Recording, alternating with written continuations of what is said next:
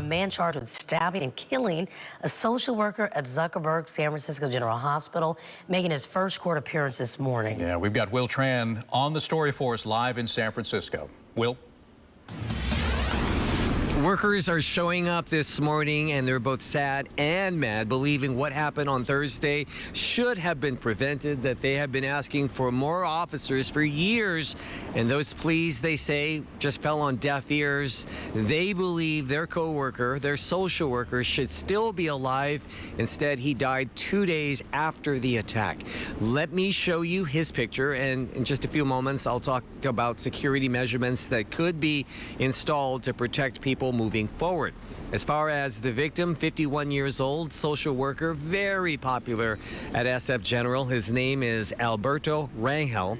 According to authorities, he was stabbed multiple times in the neck on Thursday when he and the suspect were walking together. According to authorities, moments before the attack, that the suspect actually got into it with a doctor, and he was told to leave, and then out of nowhere, the authorities say the suspect, his name is Wilfredo Tortolero Arachi, stabbed Rangel multiple times in the neck. Because he was at the hospital, he was immediately rushed into surgery. He survived for 2 days and ultimately died 2 days later on Saturday. The very next day, friends, family members held a vigil to remember their friend and colleague, saying that he never should have been put in that position in the first place, that apparently this suspect has been mentioned before as possibly being dangerous. We got a chance to hear from San Francisco District Attorney Brooke Jenkins. Here's her reaction to the hospital attack. I know that there have been increasing concerns more generally amongst staff, and it's heartbreaking to see someone who, again, came to work that day to help others lose his life in trying to do so.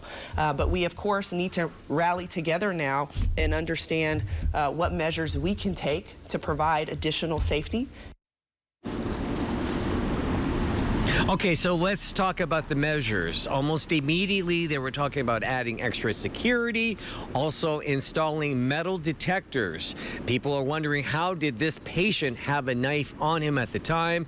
Because apparently there was no metal detector in certain buildings, and he was allowed to go inside at the time. That's why that was not detected before the attack. They also want to make sure that they limit the access for entry and exits in certain buildings, particularly 2 buildings. One was where the building took place. This is far from over, guys, because not only are they talking about the measurements, they are having an independent review to see what could have been done, what should have been done to prevent this, and maybe even extra measures to prevent this from happening in the future. The suspect, he will be in court at 1:30 this afternoon. Back to you. Well, thanks for that breakdown.